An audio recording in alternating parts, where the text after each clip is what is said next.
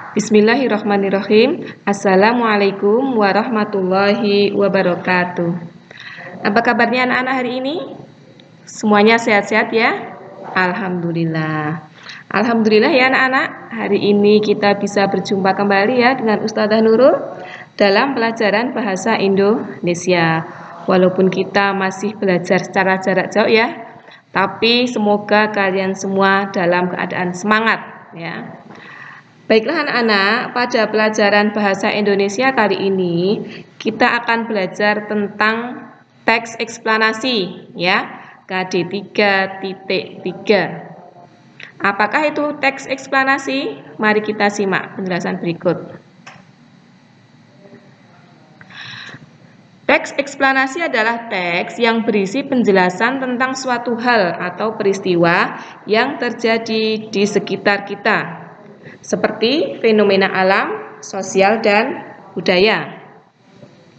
Nah, isi teks eksplanasi disajikan berdasarkan fakta atau data yang ada, sehingga teks eksplanasi ini termasuk teks non-fiksi. Masih ingat tentang teks non-fiksi dahulu? Ya, teks non-fiksi adalah teks yang berdasarkan kenyataan yang ada. Ya. Kemudian kita akan belajar tentang bagian-bagian teks eksplanasi. Teks eksplanasi ada 3 bagian. Yang pertama, pernyataan umum. Yang kedua, deretan penjelas. Kemudian yang ketiga, kesimpulan. Nah, apa isi masing-masing bagian? Yang pertama, pernyataan umum dahulu. Pernyataan umum adalah merupakan bagian pembuka dari teks eksplanasi. Nah, pernyataan umum ini berisi informasi-informasi yang telah diketahui orang dan disampaikan secara lugas. Jadi, pernyataan umum ini berisi tentang masalah yang akan dibahas. Ya. Kemudian bagian yang kedua yaitu deretan penjelas.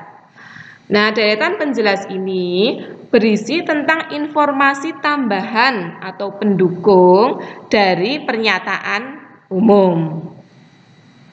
Kemudian yang ketiga yaitu kesimpulan.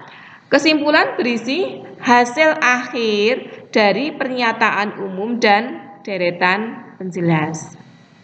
Nah, untuk lebih jelasnya, kita akan simak contoh berikut.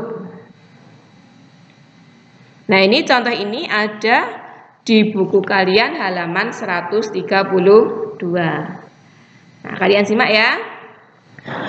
Suhu udara di pegunungan. Saat pergi ke daerah perbukitan atau pegunungan, udara akan terasa lebih sejuk. Udara di daerah pegunungan atau perbukitan terasa lebih dingin dibandingkan udara di perkotaan. Hal itu terjadi karena adanya perbedaan letak ketinggian. Berdasarkan hasil penelitian, semakin tinggi letak tempat tinggal, udara di sekeliling pun semakin rendah atau dingin. Misalnya, Jakarta berada di ketinggian 7,9 meter di atas permukaan laut dan bersuhu 29 derajat Celcius. Sedangkan Bandung terletak pada ketinggian 768 meter di atas permukaan laut dengan suhu sekitar 24 derajat Celcius. Suhu udara di Bandung lebih rendah dari Jakarta karena letaknya lebih tinggi. Berdasarkan penelitian juga, setiap naik ke ketinggian 300 meter, suhu udara akan turun sekitar 2 derajat Celcius. Semakin tinggi letak suatu daerah akan semakin sejuk udaranya. Panas matahari tidak akan terlalu terasa di kulit jika tinggal di daerah pegunungan atau perbukitan. Oleh sebab itu, jika tinggal di daerah yang tinggi, kita tidak akan mudah merasa kepanasan atau berkeringat. Nah, anak-anak, ini merupakan contoh dari naskah teks eksplanasi ya. Kemudian akan kita tunjukkan yang mana pernyataan umum, mana deretan penjelas, dan yang mana kesimpulan.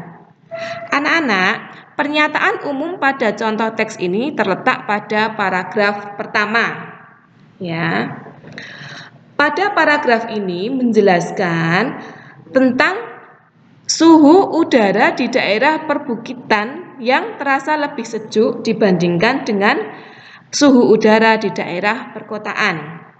Nah, kemudian pada paragraf kedua ini menunjukkan data-data yang mendukung pernyataan pada paragraf pertama. Nah, pada paragraf kedua ini menunjukkan bahwa Kota Jakarta di ketinggian 7,9 meter itu suhunya 29 derajat. Sedangkan Kota Bandung yang ketinggiannya 768 meter suhunya turun 5 derajat ya, menjadi 24 derajat. Nah, data yang ada di paragraf kedua ini mendukung pernyataan umum di paragraf pertama. Nah, paham ya? Kemudian pada paragraf yang ketiga ini adalah kesimpulan. Kesimpulan ya. Jadi kesimpulannya, semakin tinggi letak suatu daerah, maka udaranya akan semakin sejuk atau semakin dingin.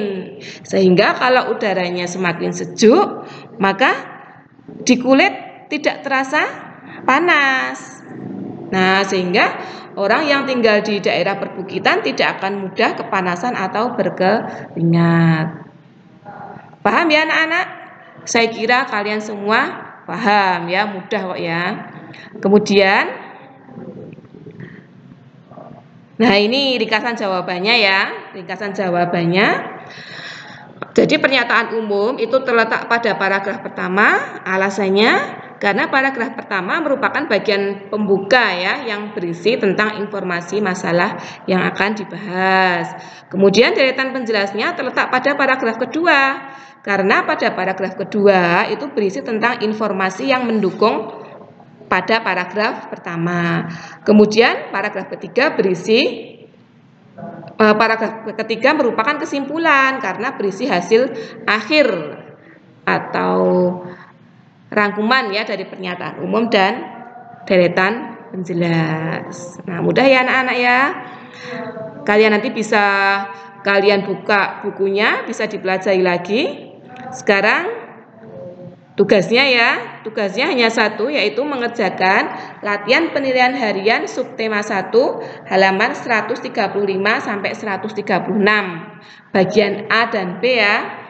Jawabannya saja kalian kerjakan di selembar kertas, kemudian dikumpulkan hari Jumat 15 Januari 2020. Jangan lupa ditulis identitas kalian yang lengkap ya, lengkap dan jelas, agar tidak tertukar dengan pelajaran yang lain. Demikian ya penjelasan Ustadzah pada kesempatan kali ini. Semoga kalian semua paham ya. Billahi taufiq wal hidayah. Wassalamualaikum warahmatullahi wabarakatuh.